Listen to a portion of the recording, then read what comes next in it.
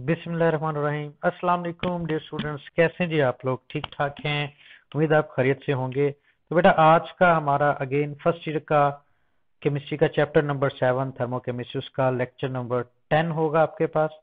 ठीक है, और इस लेक्चर 10 में हम देखेंगे इंशाल्लाह ताला फर्दर क्या है हमारे पास topic G, Hess's law of constant heat of solution. बहुत बहुत इंपॉर्टेंट टॉपिक है एंटी टेस्ट के हवाले से भी और वैसे भी। इसके हम एग्जांपल्स डिस्कस करेंगे, एप्लीकेशंस डिस्कस करेंगे, ठीक है, और एंड पे इंपॉर्टेंट पास पेपर क्वेश्चंस भी हम इसके देखेंगे। ये लॉन्ग के लिए भी बहुत इंपॉर्टेंट है और शॉर्ट के लिए भी बहुत ज्यादा इंपॉर्टेंट है। तो बेटा नेक्स्ट स्लाइड में देखते हैं हम आपके पास क्या है। वो है बेटा आपके पास Hess's law of constant heat of solution. इसकी डेफिनेशन देखते हैं। तो सबसे पहले बेटा व्हाट इज स्टेटमेंट। जब पेपर आता है तो आप स्टेटमेंट देखते हैं, बहरहाल इसकी जो वजह क्या है, ये क्यों स्टडी कर रहे हैं हम, तो एंड में हम एप्लीकेशन में देखेंगे। बहरहाल अभी हम स्टेटमेंट देख लेते हैं। स्टेटमेंट वो कह रहा है क्या है जी आपके पास, if a chemical change take place by several different routes, different steps में डिफरेंट रूट से रिएक्शन होता हो तो overall energy change is same. तो कह रहा है कि ओवरऑल एनर्जी सेम होगी regardless of the route by which chemical change occurs.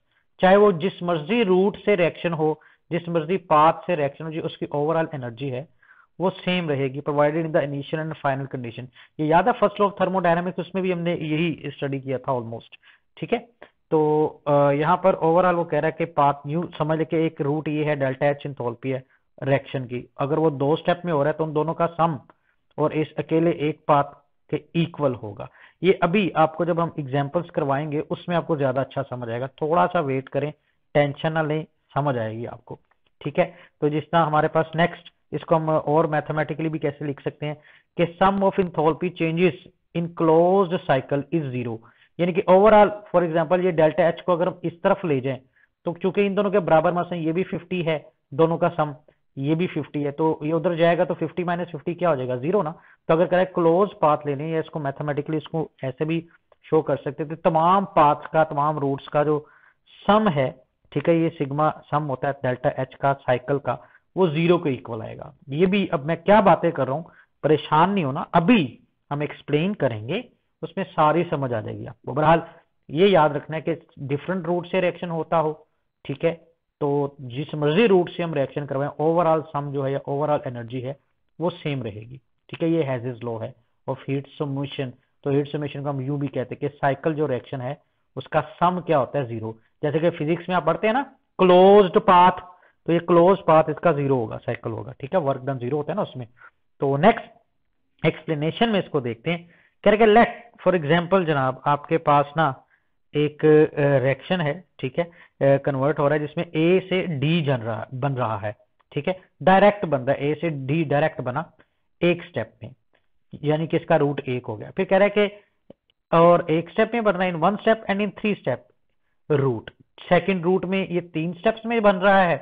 First root में ए से डी डायरेक्ट बना, सेकंड रूट आपके पास वही है कि ए से डायरेक्ट एक तो कन्वर्ट हुआ डी में सिंगल स्टेप में, देन हीट चेंज लेट से डेल्टा एच है। अगर कह रहे हैं ए से डी में कन्वर्ट हो इन तीन स्टेप्स में, वो कैसे, तो उसके लिए आपके पास delta H one delta H two delta H three होगा रिस्पेक्टिवली। तो ना उसको ना हम साइकिल में देखते हैं ये कह क्या रहा है इस एक्सप्लेनेशन को। ये अब एक्सप्लेनेशन वो बता रहा है। चले मैं थोड़ा सा ना डाटा की तरफ चला जाता हूँ, ठीक है, एडिट की तरफ, और एडिट में मैं आपको समझाने की कोशिश करता हूँ। ये देखिएगा, लेट्स से जी ये ए है, ए से ना डायरेक्ट डी बना, ये इसका एक रूट हो गया। हमने डी, हमारी मेन प्रोडक्ट है डी, ठीक है बेटा, हमारी मेन प्रोडक्ट क्या है, लेट्स से जी डी हमारी मेन प्रोडक्ट है, ये हमने बनाना है। ए से डी डायरेक्ट बना, उसकी इंथैल्पी थी डेल्टा एच। फिर ये एक रूट था, इसकी इंथैल्पी डेल्टा एच आ गई, कहाँ आ गई जी, ये आ गई। ठीक है, अब कह रहा है एक ए से पहले बना बी, बी से बना सी, सी से बना डी, ये दूसरा रूट है। यानी कि ए से बी में जाने के लिए डेल्टा एच वन, बी से सी में जाने के लिए डेल्टा एच टू, और सी से डी में जाने के लिए डेल्टा एच थ्री बन गया। ठीक है, अब कह रहा है एक रूट था ये, चले मैं ना इसको कलर चेंज कर लेता हूँ, ग्रीन कलर से बताता हूँ। जो मेन सिंगल रूट था आपके पास वो ये था, चले रेड ही आ गया कलर, कोई नहीं जी, आपके पास ग्रीन कलर आ गया। ओके, ग्रीन कलर ये है जो रूट वन है आपके पास। और ये आपके पास मैं ब्लू कलर से भी बता देता हूँ आपको कि ब्लू कलर वो है जो कि ए से पहले बी से सी से डी बना। ठीक है, तो ये आपके पास कह रहा है कि ये जो ओवरऑल सम है, तो हेजेस लॉ फिर क्या कहता है बेटा, हेजेस लॉ ये कहता है कि आपको फिगर खैर समझ आ गई है, तो उसको मैं हेजेस लॉ को बताता हूँ वो कहना क्या चाह रहा है। हेजेस लॉ कि आपके पास ये जो सम है डेल्टा एच का, ये H1 H2 H3 जो दूसरा रूट था हमने ये देखा था, ये वाला delta H1 delta H2 delta H3 D तक आने के लिए इन तीनों का सम इस अकेले के इक्वल होगा। तो वो देखें delta H1 delta H2 delta H3 equal है, इन तीनों का सम इस डेल्टा H के इक्वल है। अगर यही तीनों दूसरी तरफ चले जाएं तो डेल्टा H में से माइनस होकर इक्वल क्या आ जाएगा, जीरो ही आ जाएगा ना। तो उसको वही बात कर रहा है कि डेल्टा H साइकिल जो है ना वो जीरो है, यानी कि इन सबको अगर सम कर लें तो वो जीरो आएगा आपके पास। होप सो बेटा आपको ये डेफिनेशन समझ आ गई होगी, बहुत मुश्किल नहीं है, आसान है। अभी हमने सिर्फ डेफिनेशन की है और एक्सप्लेनेशन से समझे। अब हम एग्जांपल देखते हैं। पहले हम एग्जांपल 1 देखते हैं बेटा। एग्जांपल 1 है आपके पास ये वाली, कह रहा है कि if the enthalpy of combustion of graphite to form carbon dioxide, graphite से कार्बन डाइऑक्साइड बनाना है, कंबशन यानी कि ऑक्सीजन के साथ रिएक्ट करवाना है, तो and enthalpy of combustion of carbon monoxide to form carbon dioxide are known, यानी कि हमें कार्बन मोनोऑक्साइड बनाने की, ठीक है, और कार्बन डाइऑक्साइड बनाने की इंथैल्पी अगर पता है, तो then by using Hess's law हम क्या कर सकते हैं, ठीक है, तो हम क्या कर सकते हैं, डिटरमिन कर सकते हैं enthalpy formation of carbon monoxide.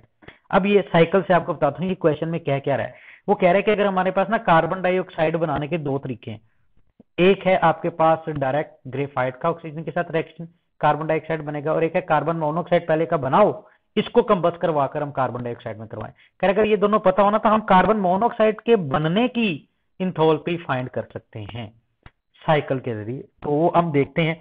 मसलन आपके पास ये साइकिल है, इसको गौर से देखिएगा ये रिएक्शन क्या क्या रहा है, ठीक है। ये रिएक्शन क्या कह रहा है, इसमें मेन रूट आपके पास क्या है, डायरेक्ट रिएक्शन। मेन प्रोडक्ट आपने बेटा इसमें याद रखनी होती है साइकिल बनाने का। मतलब ये कार्बन ग्रेफाइट है, ये ऑक्सीजन है, इन दोनों ने रिएक्शन किया, दोनों रिएक्शन करके क्या बनाया, कार्बन डाइऑक्साइड। तो कार्बन डाइऑक्साइड आपकी मेन प्रोडक्ट है। तो पहला जो उसने बताया था ना कि enthalpy of combustion of graphite आपको कार्बन डाइऑक्साइड बनाने की, तो वो ये रूट है डेल्टा एच। अब दूसरी उसने बात की है कि enthalpy of combustion of carbon monoxide to form carbon dioxide, वो ये है कि कार्बन मोनोऑक्साइड आपको पता है इसका ऑक्सीजन के साथ रिएक्शन करवाया, और रिएक्शन करवाने से फिर बना carbon dioxide. Main problem carbon dioxide है। क्या अगर ये दोनों हमें पता हो डेल्टा एच और H2, तो हम ना ये कार्बन से कार्बन मोनोऑक्साइड बनाने वाला रूट मैं रेड से ये कर देता हूं, चलें, ठीक है, ताकि आपको क्लियर हो। ये हमने फाइंड करना है। तो ये रेड से ये जो है कार्बन से कार्बन मोनोऑक्साइड बनाने वाला रूट है, ये हम फाइंड कर सकते हैं। ये हमें पता नहीं क्योंकि इन बिटवीन रिएक्शन आ रहा है। तो साइकिल का ये फायदा है कि अगर हमें दो कोई से भी रूट पता हो तो हम तीसरा फाइंड कर सकते हैं जो अननोन। ये 3 या 4, अगर काफी सारे रूट हैं, एक भी मिसिंग है, बाकी सारे पता है, तो हम फाइंड कर सकते हैं। तो जैसा कि अब ना हम इक्वेशन में देखते हैं, ठीक है, ये मैं वापस आ रहा हूँ, ठीक है, और इक्वेशन में देख लेते हैं वापस। ये देखिए मतलब कार्बन और ऑक्सीजन का रिएक्शन करवाया, कार्बन और ऑक्सीजन के रिएक्शन से हमारे पास क्या बना जी, कार्बन डाइऑक्साइड में ये ग्रेफाइट वाला रिएक्शन आ गया, ठीक है, और इसकी एंथैल्पी -393.7 किलो जूल पर मोल थी। इस तरह कार्बन मोनोऑक्साइड की ऑक्सीडेशन की, कार्बन डाइऑक्साइड बना, तो ये 283 किलो जूल पर मोल। मतलब देखें पहले वाला रिएक्शन ये है डेल्टा एच, और ये दूसरे वाला रिएक्शन है आपके पास डेल्टा H2, ये दोनों पता है। तो करके हम ये ग्रेफाइट की ऑक्सीडेशन से कार्बन मोनोऑक्साइड की फॉर्मेशन पता कर सकते हैं, यानी कि ये वाला रिएक्शन फाइंड कर सकते हैं अगर ये दोनों पता हो हमें, ठीक है बेटा। यहां तक क्लियर है, होप सो आपको। नेक्स्ट अब वही चीज हम वैल्यूज पुट कर लेते हैं। हाइट ऑफ समेशन हमारे पास क्या है, लो क्या है फ्रॉम द साइकिल, ये क्लियर है कि ये मेन रूट है ये वाला, ठीक है। ये किन दोनों के सम के इक्वल होगा, obviously delta H1 plus delta H2 के इक्वल, क्योंकि एक रूट ये है और दूसरा रूट यहां से यहां फिर यहां से यहां है, तो इन दोनों का सम इसके इक्वल आएगा। यस हमने वही कर दिया, delta H1 delta H2 equal आ गए, और ये आपके पास delta H minus delta H2 आ गया। यानी कि आपने डेल्टा H1 फाइंड करना था ना, ये वाला फाइंड करना था, तो ये यहीं पर डेल्टा H2 जाकर माइनस हुआ, तो आपके पास ये वैल्यूज आ गई -110.7 किलो जूल पर मोल। तो enthalpy of formation of carbon monoxide कितनी आई, -110 किलो जूल पर मोल। होप सो बेटा ये क्लियर होगा। तो आपके पास एक की एग्जांपल क्लियर होगी। नेक्स्ट भी हम एग्जांपल देखते हैं। तो बेटा नेक्स्ट एग्जांपल हम चलते हैं, ये भी आसान एग्जांपल थी। तो नेक्स्ट एग्जांपल इससे थोड़ी सी डिफरेंट एप्लीकेशन की क्या लें कि वो क्या है कि हम formation of sodium carbonate may be studied in a single step process और इन 2 स्टेप प्रोसेस। क्या है कि हम एक स्टेप में भी इसको बना सकते हैं और 2 स्टेप में भी बना सकते हैं फ्रॉम सोडियम हाइड्रो और जो from sodium hydrogen carbonate, sodium यानी कि बाइकार्बोनेट से। तो देखते हैं जी इसमें कहना क्या चाह रहा है। नेक्स्ट वो बता रहा है कि सिंगल स्टेप जो प्रोसेस है ना इसका बेटा वो ये है कि सोडियम हाइड्रोक्साइड ने कार्बन डाइऑक्साइड से रिएक्ट किया तो सोडियम कार्बोनेट बना और वाटर बना। ये इसका एक सिंगल स्टेप है, एक स्टेप है। मेन स्टेप जो है डायरेक्ट स्टेप वो -89.8 किलो जूल पर मोल। 2 स्टेप में ये रिएक्शन कैसे हो सकता है? सोडियम हाइड्रोक्साइड ने पहले कार्बन डाइऑक्साइड के साथ रिएक्शन किया तो सोडियम कार्बोनेट नहीं बल्कि पहले बाइकार्बोनेट बना, HCO3 बना। इसकी इंथैल्पी -48.06 है। इसी तरह ये बाइकार्बोनेट फर्दर एक और मोल के साथ रिएक्ट करता है और सोडियम कार्बोनेट और वाटर बनाता है और इसकी -41.02 किलो जूल, ये H2 है। अब देखें बेटा इसमें ना कार्बन डाइऑक्साइड ने डायरेक्ट 2 मोल के साथ रिएक्शन किया था, सोडियम कार्बोनेट बना जो मेन रिएक्शन था, एक डायरेक्ट स्टेप आपके पास आ गया। 2 स्टेप में क्या हुआ कि पहले 1 मोल के साथ रिएक्ट किया, 2 के साथ नहीं ना किया। कार्बन डाइऑक्साइड ने जब 1 मोल के साथ किया तो बाइकार्बोनेट बना, बाइकार्बोनेट ने फर्दर एक और मोल के साथ किया तो कार्बोनेट बना और वाटर, यानी कि इन दोनों को सम करें तो वही आएगा। इसका मतलब है अगर तो वॉकी हेजेस लॉ ओबे कर रहा है तो अगर एक स्टेप की -89 है तो इन दोनों का सम भी -89 के इक्वल ही आना चाहिए, क्योंकि हेजेस लॉ क्या कहता है? हेजेस लॉ कहता है कि ये जो आपके पास है बेटा, सॉरी यहां पर आ जाते हैं, ये जो आपके पास है यानी कि ये वाला मेन रूट है, ये इन दोनों के सम के इक्वल है। तो आपके पास ये जो वैल्यू है दोनों मिलकर ये वैल्यू बनानी चाहिए। तो देख लेंगे इसको भी बेटा कि ये वो वैल्यूज बनाता है या नहीं बनाता। ठीक है, तो अभी हम इसको फर्दर देखते हैं बेटा। ठीक है, तो आसान है। नेक्स्ट इसका साइकिल देख लेते हैं पहले। वही साइकिल आ गया आपके पास। ठीक है, इसको अगर गौर से देखें साइकिल ये बना कैसे हुआ है, आपको दोबारा से मैं डिटेल बता देता हूँ इसकी। देखिएगा कि सोडियम हाइड्रोक्साइड और कार्बन डाइऑक्साइड क्या कर रहे हैं? डायरेक्टली रिएक्ट कर रहे हैं। वहां से इसके दोनों मोल से ये रिएक्ट कर रहा है और ये सोडियम कार्बोनेट और वाटर बना रहा है। ये इसका मेन रिएक्शन आ गया -89 वाला, ये वाला। ठीक है, अब दूसरा रूट क्या है इसका? वही के सोडियम हाइड्रोक्साइड पहले बनाए बाइकार्बोनेट, फिर बाइकार्बोनेट फर्दर बनाए कार्बन मजीद, यानी कि एक और मोल के साथ रिएक्ट करके कार्बोनेट में कन्वर्ट कर दिया, यानी कि डेल्टा H1 और डेल्टा H2 आ गया। असल में फिर इन दोनों का सम किसके इक्वल होना चाहिए? इस डेल्टा H के इक्वल होना चाहिए। तो इसको भी हम बेटा देख लेते हैं। ठीक है, आसान है, बहुत कोई मुश्किल नहीं है। तो ये आपके पास आ गया जी। ये अकॉर्डिंग टू हेजेस लॉ क्या होना चाहिए? अकॉर्डिंग टू हेजेस लॉ जी बेटा बताएं, आपको क्लियर है? ऑलरेडी मेंशन किया हुआ है। ठीक है, तो वो क्या है जी? गौर से आप देखें तो आपको लग रहा होगा कि delta H is equal to है delta H1 plus delta H2 के, यानी कि -89.08 इक्वल टू है डेल्टा H1 H2 -48.606 और -41.02। तो इन दोनों को जब सम करेंगे माइनस माइनस प्लस का फंक्शन ही होगा ना, साइन तो बिगर टर्म का आएगा। देखो अब दोनों तरफ इक्वल आए आंसर के नहीं आए, इसका मतलब कि वाकई ये हेजेस लॉ ओबे होता है। ठीक है बेटा, तो होप सो ये आपको समझ आ गई होगी, आसानी है। तो ये दो इसकी एग्जांपल्स थी जिससे हम एक्सप्लेन कर सकते थे इस हेजेस लॉ को। नेक्स्ट आपके पास एप्लीकेशन है जो कि एक्चुअली आपकी बुक के स्टार्ट पैराग्राफ में बताई हुई है कि क्यों, वजह क्या है हेजेस लॉ की। तो बहुत से ऐसे रिएक्शन से एक्चुअली, ठीक है, जो कि एक्सप्लेन नहीं हो सकते थे बोम कैलोरीमीटर से। तो एक्चुअली एप्लीकेशन हेजेस लॉ क्या है कि हेजेस लॉ ना एक इनडायरेक्ट मेथड है, याद रखना आपने। हेजेस लॉ एक इनडायरेक्ट मेथड है, यानी कि ऐसे रिएक्शंस जो कि डायरेक्टली फाइंड नहीं हो सकते उनके लिए हम ये हेजेस लॉ अप्लाई करते हैं। तो हेजेस लॉ क्या है कि is used to determine the heat of formation of compound such as carbon tetrachloride. Actually carbon tetrachloride ना डायरेक्टली बन नहीं सकती। ये आप अगर रिएक्शन याद ऑर्गेनिक का मैट्रिक में भी स्टडी किया, एफएससी में सेकंड ईयर में स्टडी करेंगे, 4 स्टेप्स के बाद ये बनता है। ठीक है, तो ये can not B determine directly, ये डायरेक्टली डिटरमिन नहीं हो सकता कैलोरीमीटर मेथड से। कैलोरीमीटर से हम हीट ऑफ सोल्यूशन, न्यूट्रलाइजेशन वगैरह तो फाइंड कर सकते हैं, या कंबशन हम बॉम्ब कैलोरीमीटर से फाइंड कर सकते हैं, लेकिन ये वाली जो फॉर्मेशन जो दरमियान में जो 3-4 स्टेप में बन रहे होते हैं इनको हम डायरेक्टली फाइंड नहीं कर सकते, इसलिए हम हेजेस लॉ अप्लाई करते हैं। यानी कि ये कैन नॉट बी प्रेबल, ये ग्रेफाइट, ठीक है, और क्लोरीन को डायरेक्ट रिएक्शन करवाने से नहीं बन सकता, दैट्स वाई इसकी एंथैल्पी हम कैलोरीमीटर से फाइंड नहीं कर सकते। तो इनडायरेक्ट मेथड्स या इनडायरेक्ट जो होते हैं ना स्टेप्स दरमियान वाले, उनको फाइंड करने के लिए हम हेजेस लो अप्लाई करते हैं। ठीक है, अब आपके पास स्टेप 2 सेकंड देखिए इसकी एप्लीकेशन वही कि एल्यूमिनियम ऑक्साइड और बोरोन ऑक्साइड। ये आपको पता है कि जब इनकी भी हम मैयर नहीं कर सकते, क्यों? क्योंकि ये ना ऑक्साइड की लेयर बना देते हैं, तो रिएक्शन इनका कंप्लीट नहीं हो पाता है।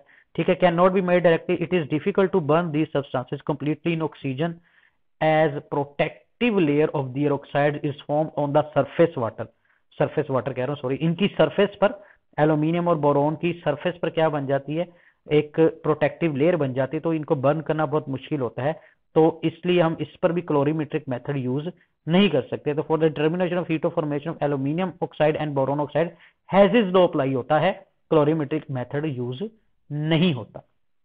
ठीक है बेटा, नेक्स्ट इसी तरह हम बात करते हैं heat of formation of carbon monoxide, जो अभी अभी हमने एग्जांपल 1 की थी बेटा। एग्जांपल 1 में यही तो हमने फाइंड किया था कि ये दरमियान में बन रहा था ना, दरमियान में था, तो दैट्स वाई हमको ये क्लोरीमीटर मेथड में तो डायरेक्ट कार्बन डाइऑक्साइड बन जाएगी, कार्बन मोनो तो वो बनाएगा नहीं, पूरी ऑक्सीडेशन हो जाएगी, तो बॉम क्लोरीमीटर में हमने यही पढ़ा था। तो दैट्स वाई ये दरमियान में जो स्टेप बन रहा होता है उसके लिए हम फिर डायरेक्ट मेथड यूज नहीं करते, बल्कि क्या यूज करते हैं, हेजिस लो यूज कर रहे हो, तो डायरेक्ट तो क्लोरीमेट्रिक मेथड ना, तो ये वो कह रहा है कि फॉर्मेशन ऑफ कार्बन डाइऑक्साइड बन जाती है, दैट्स वाई हम इसको अभी मैयर नहीं कर सकते, तो दैट्स वाई इसके लिए भी हमने हेजिस लो। तो ये 2-3 एप्लीकेशन थी, कार्बन टेट्राक्लोराइड की फॉर्मेशन, एल्यूमिनियम ऑक्साइड और बोरोन ऑक्साइड की फॉर्मेशन, और कार्बन मोनोऑक्साइड की फॉर्मेशन। ये वो कंपाउंड है जिनके लिए हमें इनडायरेक्ट मेथड हेजिस लो वाला, डिफरेंट रूट्स वाला तैयार करना पड़ा। ठीक है, होप सो बेटा आपको समझ आई होगी। अब इसके हम पास पेपर क्वेश्चंस की तरफ चलते हैं, बहुत इंपॉर्टेंट पास पेपर। एक तो क्वेश्चन एक आ सकता है ना, वैसे लॉन्ग में भी आपको state the Hedges law and heat of solution explain with one example, तो आपको ये एक एग्जांपल के साथ लॉन्ग में भी आ सकता है, क्या दोनों एग्जांपल भी आ सकती हैं। ठीक है, बाकी आपके पास है कि define Hedges law of heat summation with one example, यही वाला आ गया कि लाहौर बोर्ड में भी आया हुआ है, फैसलाबाद बोर्ड में भी आया और मुल्तान बोर्ड में भी आया हुआ है। ठीक है बेटा, 2013, 13 एंड 15 में। इसी तरह इसको first law of thermodynamics and Hess's law, इन दोनों का रिलेशन आया हुआ, तो वही था ना ये, रावलपिंडी 2014 में 2014 में आया हुआ ये।